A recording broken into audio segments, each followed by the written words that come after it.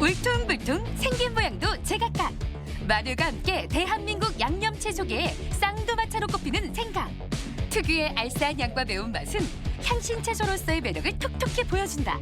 요즘처럼 일교차가 클 때 따끈한 차로 즐기면 온몸에 열이 쑥!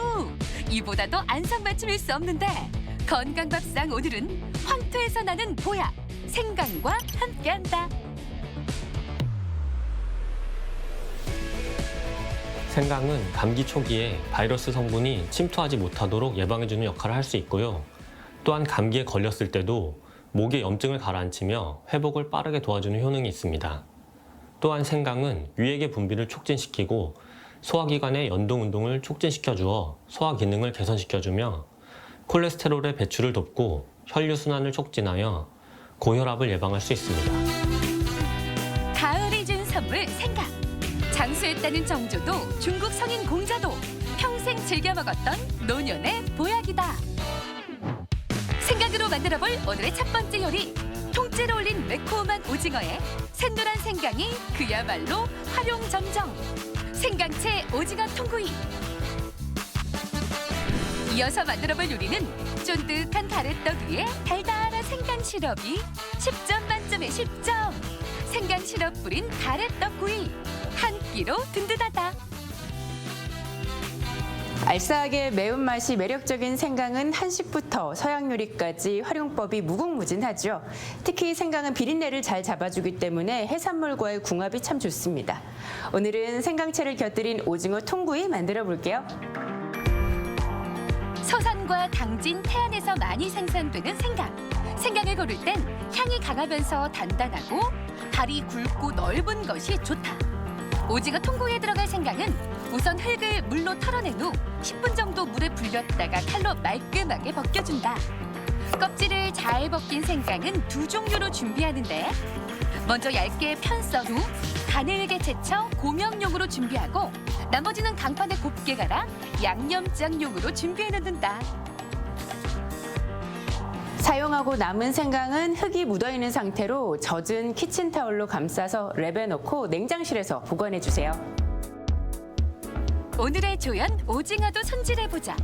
내장을 제거한 오징어는 몸통이 잘리지 않도록 칼집을 전체적으로 넣어주고 다리 부분 빨판도 깔끔하게 손질하는데 밀가루를 이용하면 이물질이 더 잘 벗겨진다. 이제 갈아두었던 생강에 준비한 재료들을 섞어주자. 간장과 물, 청주와 고운 고춧가루, 올리고당을 넣고 재료가 뭉치지 않도록 잘 저어 양념장을 만들어둔다. 생강은 쓴맛과 매운맛을 내며 강한 향을 가지고 있어서 해산물의 비린내나 육류의 누린내를 없애줍니다. 밑간을 사용할 때 사용하셔도 좋고요. 미리 생강술을 만들어서 요리에 다양하게 활용해 보세요. 가열한 프라이팬에 버터를 충분히 바른 후 먼저 손질한 오징어와 물 2큰술 정도를 팬에 넣고 뚜껑을 덮은 상태에서 2분 정도 쪄준다. 맛있게 익은 냄새가 올라오면 준비해놓은 양념장을 넣고 앞뒤로 뒤집어가며 빠르게 졸여주는데 양념이 타지 않도록 오징어를 자주 뒤적여주자. 오징어 통구이는 약불이 아닌 강불에서 빠르게 구워내는 게 포인트. 오징어는 오래 익히면 질겨지기 때문에 강한 불에 빠르게 조리하시기 바랍니다.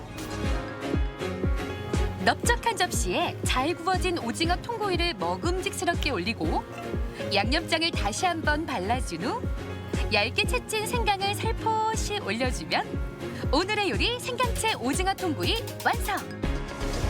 생강이 들어가 알싸한 매운맛과 향이 제대로 입혀진 오징어 통구이.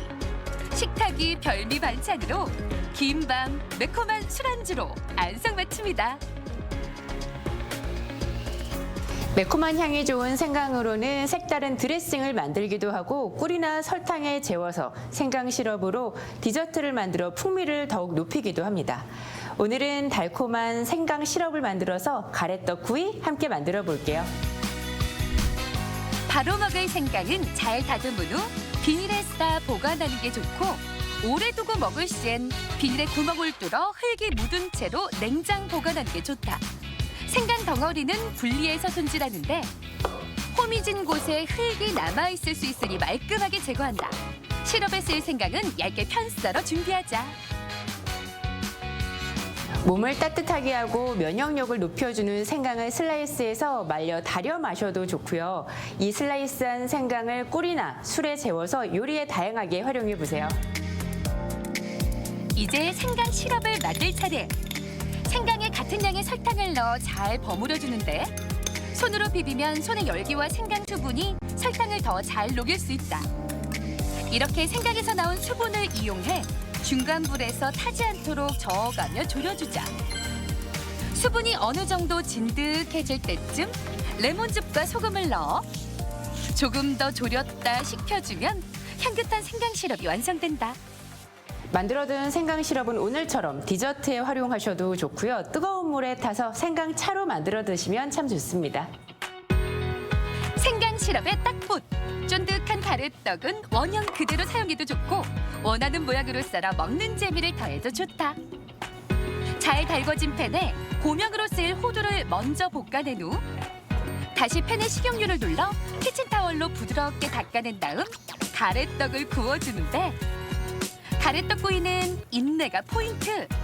센 불이 아닌 약불에서 앞뒤로 뒤집어가며 구워주면 노릇한 가래떡구이가 완성된다. 저는 오늘 가래떡을 구워봤는데요. 가래떡뿐만 아니라 찹쌀떡이나 인절미 등 좋아하는 떡을 활용해 보셔도 좋고요. 떡을 구우실 때는 기름을 아주 소량만 묻혀서 구워주세요. 접시에 겉바 속촉 잘 구워진 가래떡을 올린 후 생강 시럽 부먹판은 시럽을 보기 좋게 올려주고 찍먹판은 조청 그릇에 담아주자. 떡 위에 견과류를 뿌려주면 추억을 부르는 최애간식 완성. 쌀쌀한 날씨에 생각나는 따끈한 가래떡구이. 여기 향긋함을 더해주는 생강 시럽은 매력 포인트. 두고두고 생각날 맛이다. 생강은 임산부에게 필수 영양소라고 할 수 있는 엽산과 철분이 풍부할 뿐만 아니라 칼슘 또한 풍부하여 임신으로 인한 빈혈이나 고울밀도 저하 같은 증상을 예방할 수 있습니다. 생강은 생리통이 심한 여성에게도 도움이 될 수 있는데요. 생강은 생리통을 유발하는 프로스타글란딘 성분의 분비를 억제하고 통증을 완화시키는 효과가 있습니다. 똑같은 모양이 전혀 없는 개성 만점의 향신 채소 생강. 몸에 찬 기운은 내보내면서 따뜻함을 유지시켜주는 황토가 준 최고의 선물이다. 잘 말린 약재로 차로 또 피클이나 소스로 사용되며 음식의 맛을 배로 끌어올려주는 감초 중의 감초. 면역력 100배 건강 밥상. 이 가을엔 생강이 생각난다. 건강 플러스 인사드립니다. 안녕하세요, 임세혁입니다. 안녕하세요, 윤희영입니다. 네, 식후에 커피 한 잔 드시는 게 일상인 분들 많이 계시는데요. 하루에 두세 잔 이상 드시는 분들도 많이 봤습니다. 네, 우리가 아무렇지도 않게 마시는 커피 한 잔이지만 주의할 점들이 있다고 하죠? 네, 맞습니다. 이 철분이 함유된 음식은요, 몸이 흡수하기까지 시간이 좀 필요하다고 하는데요. 특히 커피는 철분 흡수를 방해하는 음식이기 때문에 식후 2시간이 지난 다음에 마시는 게 가장 좋다고 합니다. 또 감기약이나 혈압약, 그리고 골다공증 약을 드시는 경우에는 가급적 커피를 드시지 않는 게 좋고요. 또 갑상선 약의 경우에는 약 복용 후에 30분 이상 공복을 유지해야 약의 흡수율을 높인다고 하니까요. 이런 점들 참고하셨으면 좋겠습니다.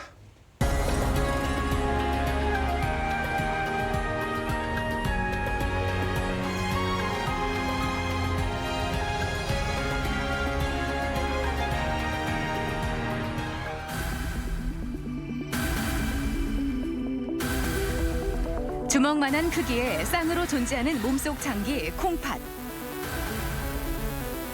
콩팥은 소변을 만들고 배출하는 기능을 주로 담당한다. 이를 통해 체내 수분을 조절하고 노폐물을 관리하며 몸 안에 독소가 쌓이지 않도록 하는 역할을 하는데 안타깝게도 콩팥 기능 저하가 3개월 이상 지속되는 상태를 만성 콩팥병이라 부른다. 만성 콩팥병은 3개월 이상 콩팥 기능이 떨어진 상태로 유지되어 있을 때 흔히 만성 콩팥병이라고 얘기하게 됩니다.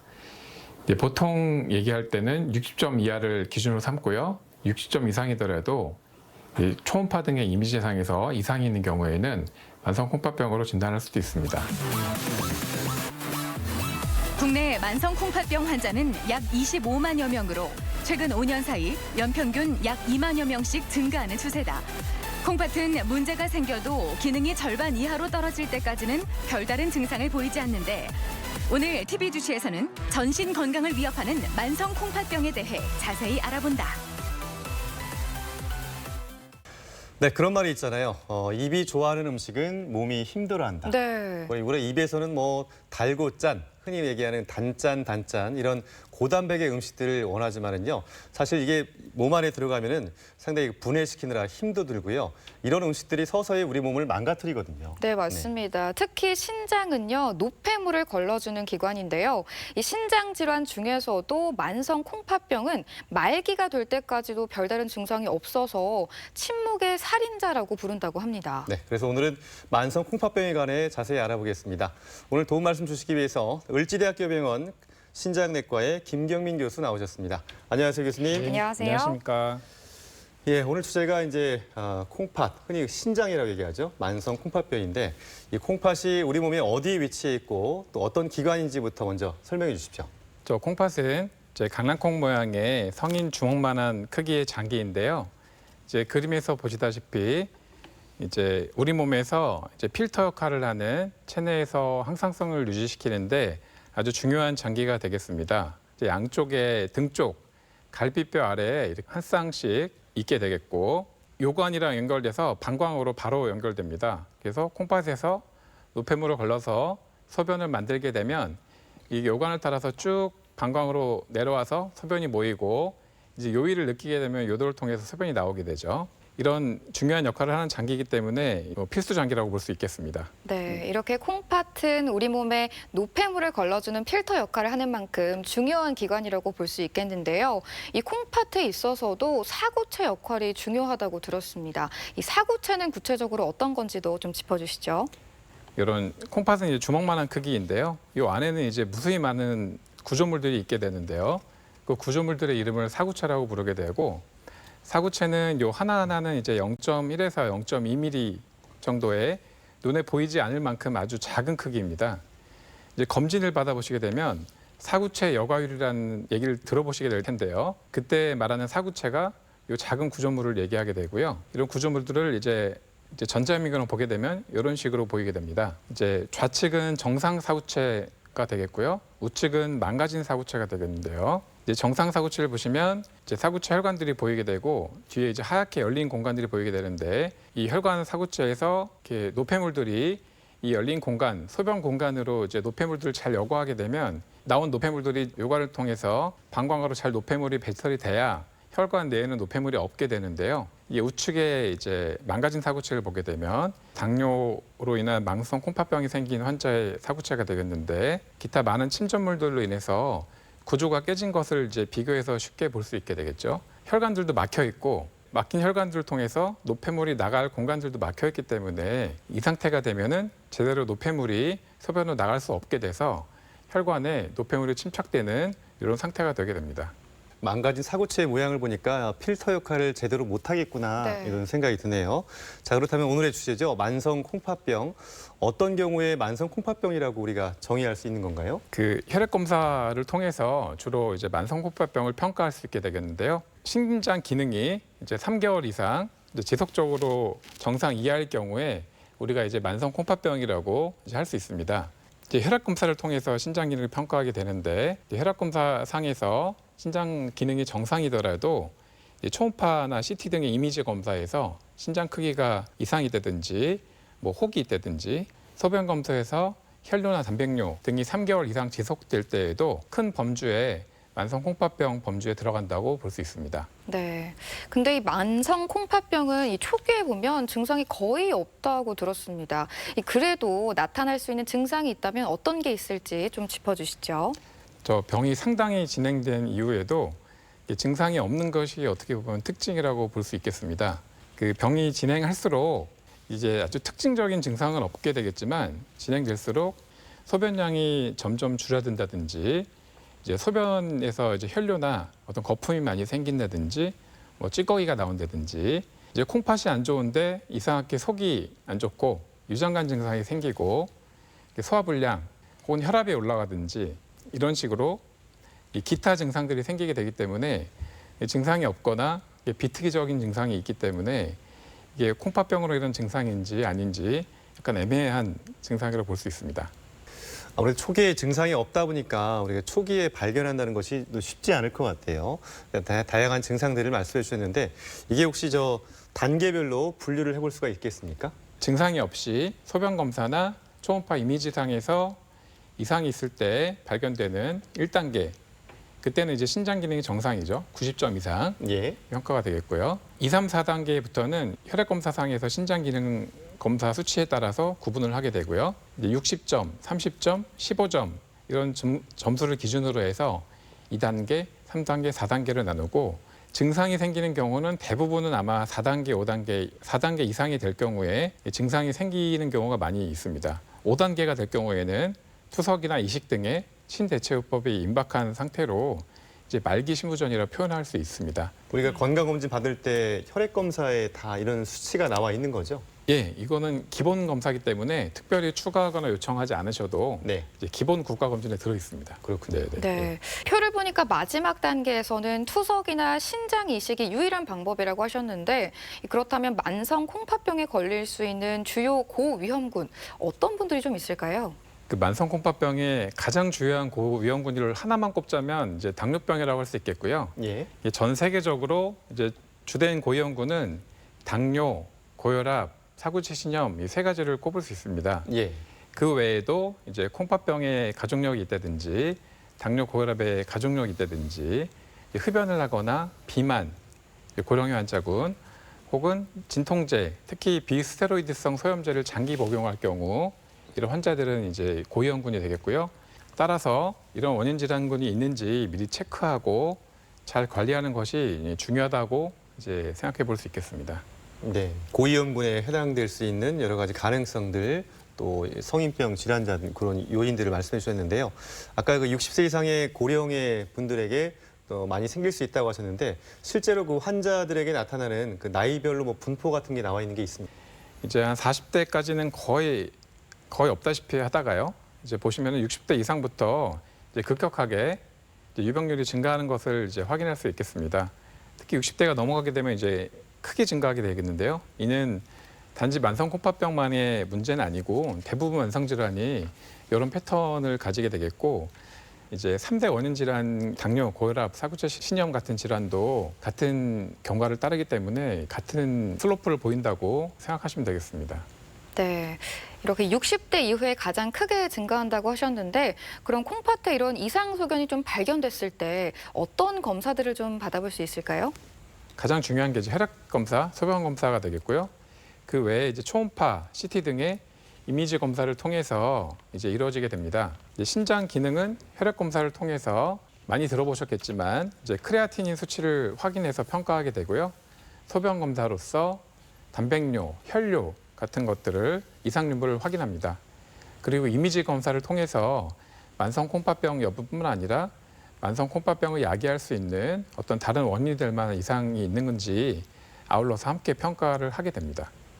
조직 검사를 하는 경우도 있다고 들었는데요. 어떤 경우입니까? 사구체 신염 안에 정확한 여러 가지 질환군들이 있는데 정확한 진단을 하기 위해서 신장 조직 검사를 시행하기도 합니다. 신장 조직 검사라고 하면은 뭐 배를 열거나 등을 열어서 수술적인 검사로 한다고 생각하시는 분이 있는데 그렇게 하지 않고 초음파를 통해서 이렇게 엉덩이 주사 맞듯이 이런 도구가 있는데요. 예. 이런 얇은 주사 바늘 같은 도구를 통해서 초음파를 통해서 국소 마취해서 간단하게 조직 검사를 시행할 수 있고요. 거의 후유증 없이 가볍게 이제 조직 검사를 시행할 수 있습니다. 네. 네. 대전 MBC 건강 플러스 오늘은 만성 콩팥병에 대해 알아보고 있는데요. 이번에는 병원에 직접 찾아가 환자들을 만나보고 진단 방법과 치료법에 대해 살펴보겠습니다. 화면으로 만나보시죠. 우리 몸 양쪽 하부에 자리 잡고 있는 콩팥. 만성 콩팥병은 콩팥의 손상으로 정상적인 콩팥의 역할을 수행하는 능력이 감소된 경우를 말한다. 콩팥에 이상이 생기면 배출되는 소변의 상태로도 어느 정도 판단이 가능한데 혈뇨와 단백뇨, 거품뇨 역시 내 몸이 보내는 중요한 신호다. 어디가 불편해서 오셨어요? 건강검진을 받았는데 소변에서 단백뇨가 있다고 해서 왔습니다. 혹시 고혈압이나 당뇨병 같이 뭐 앓고 계신 병이나 혹은 뭐 드시고 계신 약이 있으신가요? 앓고 있는 병은 없고 특별히 먹고 있는 약도 없습니다. 이전에 건강검진 하셨을 때 혹시 콩팥 기능 안 좋다는 얘기 들어본 적 있으신가요? 좋을 때도 있고 안 좋을 때도 있고 그때그때 좀 다른 것 같습니다. 만성 콩팥병은 혈뇨나 단백뇨 증상이 주로 나타난다. 이 증상 또한 당뇨 합병증으로 그 빈도가 70% 가까이 나타나는데 대부분 대수롭지 않게 여기는 경우가 많다. 환자분은 이제 젊은 남자 환자분이었는데요. 이제 오신 이유는 건강검진에서 단백뇨가 검출된다고 해서 나오셨습니다. 일반적인 나이대에 비해서 콩팥 기능도 살짝 약한 편이었는데요. 이런 경우에는 검사를 통해서 이제 사구체 신염인지를 확인한 후에 이제 필요하다면 조직 검사를 시행해 볼 수도 있겠고 검사 결과에 따라서 이제 약물 치료를 시행하게 됩니다. 콩팥 기능 검사에는 간단하게 소변 검사와 함께 혈액 검사, 초음파, CT 검사가 시행된다. 심할 경우 신장 조직 검사도 이루어지는데 건강검진 결과상 혈뇨나 단백뇨, 사구체 여과일 등의 수치에서 콩팥 기능 저하를 보인다면 정밀 검사를 받아보는 것이 좋다. 요즘 컨디션 어떠세요? 최근에 힘이 없어갖고 온 몸이 주저앉을 것 같이 힘들더라고요. 이제 혈압이 떨어지고 그렇진 않으시죠? 투석할 때는 보면은 거의 떨어지는 추세예요. 수혈하고 가면 조금 덜 하세요? 수혈하고는 조금 괜찮아요. 한 2, 3일은 괜찮은데 그러고 그다음부터 또 몸이 너무 안 좋아요. 콩팥은 체내 항상성을 유지하는 생명의 필터와도 같다. 콩팥 기능이 떨어지면 빈혈이 심해지고 혈관과 뼈 건강까지 급속히 악화되는데 심혈관계 합병증으로 인해 사망률까지 높아진다. 환자분은 원래 복막 투석하시던 분이었는데요. 잦은 복막염으로 인해서 경화성 복막염이 생기셔서 지금은 혈액투석으로 전환해서 투석받는 분이십니다. 이제 큰 위기가 있었는데 다행히 잘 안정되셔서 지금은 안정적으로 혈액투석 받고 계신 분입니다. 신장을 대치하는 방법에는 혈액투석, 복막투석, 신장이식이 있다. 식욕 부진이나 구역, 구토 증상이 나타나는 요독증이 발생할 경우 혹은 체액 과다 증상이 나타날 땐 투석을 시작해야 한다. 어떤 방법을 선택할지는 신부전의 원인, 개인 환경, 경제적인 여건 등을 고려해 충분한 상의 후에 결정해야 한다. 만성 콩팥병은 이제 증상이 없기 때문에 병이 진행돼도 환자분이 알 수가 없고 이 병이 진행될수록 콩팥 조직 자체가 섬유화되면서 기능이 없어지기 때문에 조기에 발견해서 이제 나빠지는 것을 예방해야 여생 동안에 내 콩팥으로 투석과 이식 없이 이제 잘 지낼 수 있기 때문에 조기에 진단하는 것이 중요하다고 하겠습니다. 우리가 살아가는 데 있어 매우 중요한 역할을 하는 콩팥. 한 번 망가지면 완전한 기능 회복이 어려워 보다 적극적인 관리가 필요하다. 고혈압, 고혈당, 고령의 환자라면 더 각별한 주의가 필요한데 삶의 질을 위협하는 독한 질환 만성 콩팥병 관심으로 극복할 수 있다. 네, 병원을 찾아가서 환자들을 만나보고 만성 콩팥병에 관해 자세히 알아봤습니다. 자, 이제 치료에 대해 알아볼 텐데요. 만성 콩팥병의 치료의 목표는 어디에 있을까요? 만성 콩팥병은 예방이 최선인 만성 질환입니다. 따라서 이제 앞서 본 바와 같이 이제 만성 콩팥병을 야기하는 질환들을 이제 사전에 미리 예방하고 관리해서 이렇게 악화 속도를 늦추고 만성 콩팥병으로 인한 심혈관계 질환을 예방하는 것이 이제 주요 목표라고 할 수 있겠습니다. 네. 네, 이 완치보다는 악화 속도를 늦추는 게 치료 목표다. 이렇게 좀 생각해 볼 수 있을 것 같은데요. 저희가 아까도 잠깐 살펴봤지만 이 만성 콩팥병에도 진행 단계가 좀 있었습니다. 그렇다면 또 단계에 따라서 치료하는 것도 맞춤 치료가 이루어질 것 같은데 어떤 치료들이 좀 이루어지고 있을까요? 단계를 나눈다는 것은 그 단계에 따라 이제 예후가 다르기 때문에 나누는 것도 있지만 이제 단계에 따라서 치료 방법의 대응이 달라지기 때문에 나누는 것도 있겠습니다. 이제 모든 단계에서 이제 만성 콩팥병으로 진단이 되면 규칙적으로 이제 병원을 방문해서 혈액 검사, 소변 검사를 통해서 이제 상태를 모니터링하고 추적 관찰을 하고 이제 생활 습관 개선을 하거나 하는 것들이 중요하겠고, 주로 이제 저단계에서는 동반 질환을 관리하고 이제 그런 것들을 치료하는 것이 중요하겠고요. 이제 주요 단계가 되는 3단계 이상에서는 이제 가급적 신장내과를 방문해서 이제 콩팥병으로 인한 합병증이 없는지를 평가하고 있다면은 관리를 하고요. 이후에 이루어질 신대체요법에 대해서 이제 미리 준비와 교육을 받는 것이 이제 필요한 단계가 되겠습니다. 네, 말씀하신 그 신대체요법 가운데 그 혈액 투석부터 먼저 좀 자세하게 짚어주십시오. 우리나라 대부분의 이제 만성 콩팥병 환자들이 시행받고 있는 신대체요법은 이제 혈액 투석이 되겠습니다. 이제 혈액 투석은 이렇게 누워서 받게 되는데요. 예, 주 3회 병원을 방문해서 이제 팔에다가 이제 바늘을 꼽게 되고요. 예. 그러면 이제 피를 밖으로 이제 천천히 흐르게 해서 이 투석기 쪽으로 흘리게 되면은 이 투석막이 있는데요. 투석막 쪽으로 이제 천천히 흘려서 막을 통해서 이제 피를 여과를 시키게 되고, 정화된 피를 다시 몸 쪽으로 다시 이렇게 넣어주는, 깨끗하게 정화된 피를 다시 넣어주는 방식이 되겠습니다. 주 3회 한 번의 투석 시간에 소요되는 시간은 한 4시간 정도 소요가 되게 되겠습니다. 이렇게 정화가 되는 방식을 혈액투석이라고 하겠습니다. 네. 네, 이렇게 혈액투석 방법도 있고 또 그다음으로는 복막투석도 있다고 들었는데요. 이건 어떤 거고 또 어떤 장단점이 있는지 이 점도 짚어주시죠. 예, 사진과 같이 이제 복막 안에다가 어떤 고무로 된 튜브를 살짝 삽입해 두고요. 평소에는 이제 복강 밖으로는 한 10cm 정도의 고무 튜브만 튀어나와 있기 때문에 평소에는 이제 벨트 안에다가 이제 넣어놓고 다니기 때문에 남들은 잘 모릅니다. 그리고 이렇게 정제된 깨끗한 물을 복막 안에다가, 복강 안에다가 넣어놓게 되면은 우리 복막이 아까 혈액투석에서 봤던 그런 그 필터 같은 역할을 하기 때문에 이 몸속에 많은 성분은 이 복강 안으로 그 걸러주게 되고요. 이 몸 안에 필요한 성분은 미리 조합된 이 복막액을 통해서 몸속으로 들어가게 됩니다. 우리 복막에 그런 특수한 기능이 있다는 것을 알게 돼서 이런 물을 교환해주는 방식만으로도 노폐물이 제거가 돼서 콩팥 기능을 해주기 때문에 이런 복막투석도 최근에 많이 시행하고 있습니다. 이거는 이제 매일 하게 되겠고요. 이제 하루 4번 정도 교환하게 되겠는데, 하루에 4번 하지 않고 기계로 밤에만 하는 기계 투석 방법도 있어서 장점은 이제 병원에 가지 않고 집에서 혼자 투석을 할 수가 있다. 이런 장점이 있는 방식이 되겠습니다. 네, 그렇군요. 자, 신대체요법 가운데 마지막 보루라고 할 수 있죠. 신장 이식도 이제 궁금한데요. 신장 이식하면 아무래도 남의 그 신장을 이식하는 거나 이 혹시나 부작용이 있지 않을까 이런 걱정도 많을 것 같은데요. 신장 이식에 대해 좀 자세하게 좀 짚어주십시오. 신장 이식은 이제 신대체요법 중에 이제 성적이 가장 좋고요. 생존율도 가장 높은 이상적인 방법이라고 할 수 있겠습니다.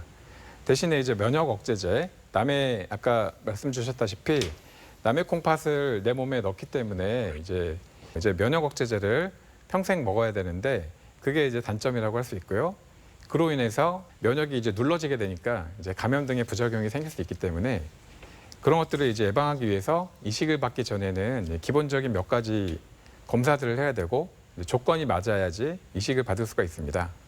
본인에 맞는 방식을 잘 택해서 이제 이식을 받을 수 있는지, 그래서 받을 수 있다면 가급적 이식을 받는 방식으로 이제 선택하는 것도 중요한 방법이라고 할 수 있겠습니다. 네. 네. 이 투석부터 신장 이식까지 받아볼 수 있는 방법이 많지만 아무래도 이제 건강하게 콩팥을 지키기 위해서는 일상에서 식습관이라든지 생활 습관이 정말 중요할 것 같은데요. 어떤 것들이 있을지 좀 살펴볼까요? 네, 우리 생활 속에서 이제 실천할 수 있는 만성 콩팥병을 예방할 수 있는 생활 수칙들입니다. 가장 원인이 되는 질환이라고 얘기 드렸던 고혈압과 당뇨병을 꾸준하게 치료 관리하고, 담배, 특히 담배, 콩팥은 다 혈관이기 때문에 담배를 피면 이제 콩팥 혈관 질환이기 때문에 심장이랑 똑같습니다. 이제 음주는 이제 담배만큼 위험하진 않지만 이제 과다한 음주를 좀 삼가고 이제 싱겁게 먹고, 왜냐하면 이제 콩팥 기능이 떨어지면 이제 소금 배출이나 물 배출이 젊을 때처럼 뭐 건강한 사람처럼 되지 않습니다. 가급적 싱겁게 드시고요. 콩팥 기능이 정상이고 젊은 사람들처럼 밤에 라면 먹고 물 잔뜩 먹고 자도 알아서 소변 나가고 그렇게 되지 않기 때문에 네. 물도 이제 내 기능에 맞게 조절해서 먹어야 됩니다. 네. 그 약도 이제 콩팥 기능에 맞춰서 진통제는 가급적 피하고요. 항생제도 내 기능에 맞춰서 용량을 조절해서 먹어야 되겠고 이제 비만이 되면 콩팥 기능이 떨어진다는 연구들이 많이 있어서 적정 체중을 유지하고 적당한 운동을 해서 다른 장기들의 기능을 잘 보존해서 하는 것들은 이제 기본적인 생활 수칙이 되겠습니다. 네. 자, 우리가 대체적으로 볼 때 그 당뇨와 그 혈압 관리는 기저질환으로 꼽히는 경우가 많이 그쵸. 있잖아요. 이런 경우에는 이제 당뇨와 혈압 관리는 무엇보다 콩팥 건강에 있어서 좀 필수적일 것 같아요. 이 이제 만성콩팥병을 야기하는 가장 중요한 두 가지 질환이기 때문에 이를 관리하는 것이 가장 중요하다고 할 수 있겠는데요. 이제 신장 기능이 저하됨에 따라서 당뇨 환자의 경우에도 인슐린 요구량이 계속 변하고 이제 당뇨 환자도 이제 당뇨가 진행되고 콩팥 기능이 변할 정도면은 이제 췌장 기능도 같이 떨어지기 때문에 인슐린 요구량이 계속 증가하게 될 겁니다. 그렇기 때문에 그거에 맞춰서 약물도 계속 조정해야 될 것 같고요. 예. 만성 콩팥병 환자에게는 이제 사용할 수 없는 약들이 계속 생기기 때문에 그런 무심코 계속 사용하게 되면 이제 당뇨병에도 좋지 않고 콩팥에도 좋지 않기 때문에 계속 이제 조정해야 될 필요가 없는지를 계속 상의하면서 먹어야 될 것 같고요. 고혈압의 경우에도 이제 만성 콩팥병이 진행할수록 이제 조절되지 않고 이제 몸이 붓기 때문에 혈압이 올라가는 경우가 많이 있습니다. 네. 따라서 이제 주치 선생님들과 잘 소통하면서 이제 이 약이 나한테 적절한지 혈압이 요즘 조절되지 않는다 그러면은 안 되는데 어떻게 하면 좋을지를 계속 소통하면서 이제 조절하는 것이 중요하다고 하겠습니다. 이 초기의 관리가 중요하다고 하셨는데 그러면 신장 이상이 좀 초기에 발견됐을 때는 만성 콩팥병으로 좀 이어지지 않게끔 할 수 있는 약물도 좀 있을까요? 콩팥에 대한 치료 약물은 없다 이렇게만 말씀드렸는데요. 최근에는 이제 기존의 당뇨나 심장에 효과를 줘서 2차적으로 콩팥이 좋아지는 개념을 넘어서서 이제 콩팥 자체에 이제 효과를 줘서 이게 장기적인 보호 효과를 주는 것으로 입증된 약물에 대한 연구들이 많이 발표되고 이제 최근에 사용도 되고 있습니다. 초기부터 이런 약물을 사용하게 되면은 장기적으로 콩팥 질환이 초기부터 예방이 되기 때문에 당뇨병이나 심장 질환이 있으신 분들은 이제 다니는 의원이나 병원에서 이러한 약물들에 대해서 적극적으로 상의해 보시고 필요하다면 신장내과를 한번 방문해서 이게 지금 약물의 적절성 같은 것들을 한번 상의해 보는 것도 이제 추천드리고 있습니다. 요즘은. 네. 아까 그 만성 콩팥병 고위험군 중에 이제 흡연도 포함되는데요. 자, 흡연이 어떤 영향을 미치는지 좀 자세하게 좀 짚어주십시오. 박물관 이런 거 가는데 좋아하는데요. 그런데 가보면은 인체 신비 이런 데 가보면 콩팥들을 박리해 본 거 보면은 정말 콩팥은 거의 90%가 혈관입니다. 네. 심장이랑 똑같다고 보면 되는데요. 제가 이제 담배를 피면은 심장에 안 좋다는 건 다 알고 있는데 콩팥이랑은 또 연관을 안 지키는 분들이 많습니다. 근데 네. 흡연도 역시 콩팥 건강에 좋지 않고요. 왜냐하면 이제 전부 거의 90% 이상 혈관으로 이루어져 있기 때문에 흡연을 하는 순간에 이제 혈관을 수축하기 때문에 장기로 이제 혈액 공급을 하는 것을 방해하게 되겠고요.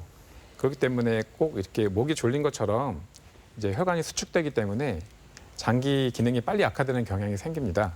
협심증, 심근경색처럼 이제 신장에도 경색 같은 효과가 생기기 때문에 신장 기능이 악영향이 생기고 동맥경화 같은 이런 증상도 악화되기 때문에 이제 만성 콩팥병이 진행될수록 이제 금연을 하는 것이 반드시 필요하게 되겠습니다.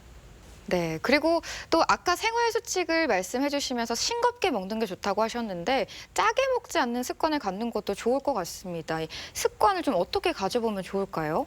그 만성 콩팥병 환자는 물론이고 만성 콩팥병이 없더라도 이제 저염식을 하시는 것은 이제 건강에 도움이 되는 것은 이제 상식으로 많이 알려져 있습니다. 그리고 그렇게 하는 것이 이제 혈압을 떨어뜨려 주는 효과 외에도 단백뇨도 같이 줄여주는 효과가 있다는 것이 많이 알려져 있기 때문에 장기적으로 콩팥을 보호하는 효과가 입증되어 있습니다. 만성 콩팥병이 진행될수록 이제 소금이나 물을 조절하는 기능도 같이 떨어지기 때문에 소금을 많이 먹게 되면 이제 몸에 더 많이 쌓이게 됩니다. 일반인보다. 그래서 저염식을 하는 것이 콩팥병이 진행될수록 더 커진다고 볼 수 있겠습니다. 또 저염식 못지않게 아까 이제 수분을 섭취하는 것도 중요하다고 하셨는데요. 예. 우리가 흔히 뭐 하루 8잔을 마셔야 된다. 네. 어떤 분은 뭐 2리터를 마셔야 된다. 그쵸, 이런 그쵸. 얘기 하는데 어느 정도의 그 수분을 섭취하는 게 딱 적당할까요? 그 탈수가 되면 이제 신장 기능이 저하가 될 수 있고 그렇기 때문에 적절한 수분 섭취가 아주 중요합니다. 그 현재 몸이 부어 있거나 이제 소변량이 적고 이제 아주 투석이 임박해 있는 상태가 아니라고 하면 이제 만성 콩팥병 환자분들은 수분 섭취는 이제 적절하게 해주시는 것이 중요하겠습니다. 자, 오늘 만성 콩팥병에 관해 알아보고 있는데요. 이것만은 좀 기억했으면 좋겠다라고 당부하고 싶은 말씀이 있다면요. 이제 만성 콩팥병은 이제 증상이 없는 경우가 많으므로 이제 규칙적인 검진을 하시는 것이 그래서 이제 신장 기능을 평가를 규칙적으로 하는 것이 그런 습관을 들이는 것이 중요하다고 다시 한번 이제 말씀드리겠습니다. 그리고 콩팥 기능은 혈액 검사를 통해서 확인할 수 있고 단백뇨나 혈뇨 같은 것들은 소변 검사를 통해서 간단히 확인할 수 있기 때문에 이제 규칙적인 검진을 하고 이상이 발견되면은 이제 내과나 혹은 신장내과 그 의원이나 병원을 방문하셔서 상담을 통해서 만성 콩팥병을 예방하고 관리하신다면 좋겠습니다. 네. 대전 MBC 건강 플러스 오늘은 만성 콩팥병에 대해 이야기를 나누고 있는데요. 이번에는 이와 관련된 오해와 진실을 OX로 풀어보겠습니다. 아까 이제 신장 이식이 요즘에 상당히 예후가 좋다고 말씀하셨는데요. 혈액형이 달라도 신장 이식을 할 수 있다. 이것은 O일까요, X일까요? 정답은 O입니다. 네. 요즘은 이제 혈액형이 달라도 이제 신장 이식을 받는 데는 지장이 없습니다. 물론 혈액형이 맞으면 조금 더 좋고 이제 약간의 그 혈액형이 맞으면 추가적인 조치를 더 안 해도 되고 해서 더 편하긴 하지만 혈액형이 달라도 이식을 받는데 요즘은 전혀 지장이 없기 때문에 걱정 안 하시고 병원을 방문해서 상담 받으셔도 되겠습니다. 네. 이 다음으로는 소변에 거품이 많고 부유물이 많으면 만성 콩팥병의 증상이다. 이건 O일까요, X일까요? 네, 이거의 정답은 제가 세모로 하겠습니다. 이제 소변의 거품이나 부유물은 사실 먹은 음식이나 전신 상태 영향을 많이 받을 수 있고요. 그렇기 때문에 이제 검사를 해보는 게 중요하다고 하겠습니다. 이제 단순히 증상만 가지고 볼 게 아니고요. 이 소변의 거품이 유발하는 물질이 뭔가 이거를 확인하는 게 중요하겠습니다. 이 만성 콩팥병에는 과일과 채소가 몸에 좋다. 이게 O일까요, X일까요? O나 X를 말씀 안 드리고 세모를 해서 죄송한데요. 이것도 정답은 세모로 하겠습니다. 이제 식기요법이 굉장히 어려운데요. 이제 당뇨 시기도 어려운데 당뇨 콩팥병 시기가 더 어려운 이유 중에 하나가 이 과일과 채소라고 할 수 있겠는데요. 예. 이제 흔히 당뇨병에는 채소가 좋다 이렇게 말씀드리는데 과일이나 채소에는 이제 만성 콩팥병 환자에게 좋지 않은 이제 칼륨이라는 성분이 다량 함유돼 있어서 이제 많이 복용할 경우에는 좋지 않게 되겠습니다. 잦은 설사는 만성 콩팥병의 신호가 될 수 있다. 이건 O일까요, X일까요? 이것의 정답은 제가 X로 했습니다. 한 이유는 이제 물론 이제 말기 신부전 아까 단계를 나눴지만 뭐 5단계 정도 되는 말기 신부전이 되면 이 요독 증상으로 인해서 위장관계 증상이 생길 수도 있겠지만 뭐 그로 인해서 잦은 설사가 있는 경우도 있지만은 흔하지 않고요. 과도한 설사로 인해서 그런 증상이 생길 경우에는 콩팥병의 증상으로 보고 신장내과로 오기보다는 먼저 소화기내과 등을 방문해서 네. 소화기적인 원인이 아닌지 먼저 진료를 해보시고 이제 더불어서 신장 기능을 평가해 보시면 좋을 것 같습니다. 이렇게 만성 콩팥병에 대한 오해와 진실을 OX로 풀어봤고요. 계속해서 시청자 여러분의 궁금증 풀어보도록 하겠습니다. CT랑 MRI 검사를 자주 하는 게 만성 콩팥병을 유발한다고 하던데 정말 그런 건가요? 네, CT나 MRI를 자주 받으면 만성 콩팥병을 유발할 수 있다. 이게 계속 궁금해하셨는데요. 어떻습니까, 교수님? 그 CT나 MRI 자체는 검사 자체, 그 방사선을 쬐서 검사하는 자체는 콩팥에 해가 없지만 그때 사용하는 약물, 조영제라는 약물은 신독성이 있을 수 있습니다. 따라서 이제 CT나 MRI를 촬영할 때는 이제 조영제를 사용하는지 안 하는지 그 여부가 중요하다고 할 수 있겠습니다. 콩팥 기능이 나빠지면 투석을 받아야 한다고 들었는데요. 만약 투석을 받지 않으면 어떻게 되나요? 네, 뭐 여러 가지 이유가 있겠지만 이 투석을 받지 않았을 경우 어떻게 되는지 이 점을 또 궁금해하셨습니다. 요즘은 이제 투석 또한 이제 일종의 호스피스 개념으로 이제 여성이 길지 않으신 분들 중에는 이제 투석을 할지 말지를 선택할 수는 있습니다. 하지만 이제 콩팥 기능만 떨어져 있고 다른 장기들의 이제 기능들은 잘 보존돼 있는 분들은 이제 투석을 안 할 이유가 없다고 저는 생각합니다. 왜냐하면 투석을 안 하고 말기 신부전이 진행될수록 몸이 굉장히 힘들고 그런 거를 견디고 지내는 것보다는 투석을 하면서 지내는 게 훨씬 편하시기 때문에 잘 설득해서 투석을 진행해 보면 대부분 만족도가 굉장히 높거든요. 그래서 4단계, 5단계가 진행돼서 몸이 굉장히 힘들어지는 것보다는 투석하면서 건강하게 지내시는 게 중요하고 삶의 질이 올라가면서 남은 삶을 건강하게 지내시는 방법으로서 투석을 받는 거를 적극적으로 추천드리고요. 투석을 하시면서 건강하게 지내시는 것을 이제 적극적으로 추천드립니다. 아버지께서 작년 건강검진 때 신장 기능이 조금 떨어졌다는 얘기를 들으셨다고 하는데요. 얼마 전부터 등산할 때 가슴도 아프고 식은땀도 나는 것 같다고 하십니다. 혹시 이 증상도 신장 이상 때문일까요? 네, 가슴이 아프고 식은땀이 나는 거 이것도 그 신장 이상 때문인지 궁금해하셨네요. 어떻습니까? 네, 가슴이 아픈 증상은 콩팥병이랑 무관하다고 볼 수 있습니다. 이게 움직였을 때 특히 계단을 오르거나 뭐 등산을 하시거나 했을 때 흉통이 생기면은 콩팥병으로 인한 증상은 아니라고 생각하셔야 될 것 같고요. 이게 어떤 심장 질환으로 인한 통증이 아닌지 특히 협심증이나 심근경색 같은 건 아닌지 반드시 즉시 진료를 받고 필요하다면 치료를 해야 될 것 같습니다. 네, 끝으로 만성 콩팥병에 대해서 꼭 기억해야 할 점, 이 핵심을 좀 정리해 주시면 좋을 것 같은데요. 만성 콩팥병은 네모다. 이 네모안을 좀 채워주신다면요? 네, 좀 고민을 많이 해봤습니다만 이제 만성 콩팥병은 관심이다로 하겠습니다. 관심? 예, 왜냐면은 이제 사소한 체크 한번 혹은 먹는 약의 사소한 중단 혹은 먹는 약의 사소한 변경으로 이제 콩팥병 투석으로 이르게 될 기간을 5년에서 10년까지 늦출 수 있거든요. 혹은 내가 여생 중에 10년을 투석할 기간을 투석 안 하고 살 수 있는 거거든요.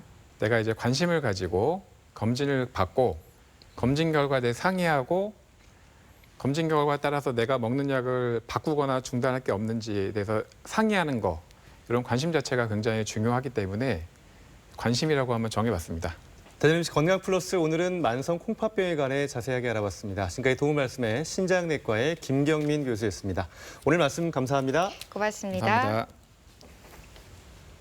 네, 오늘 만성 콩팥병을 살펴보니까요.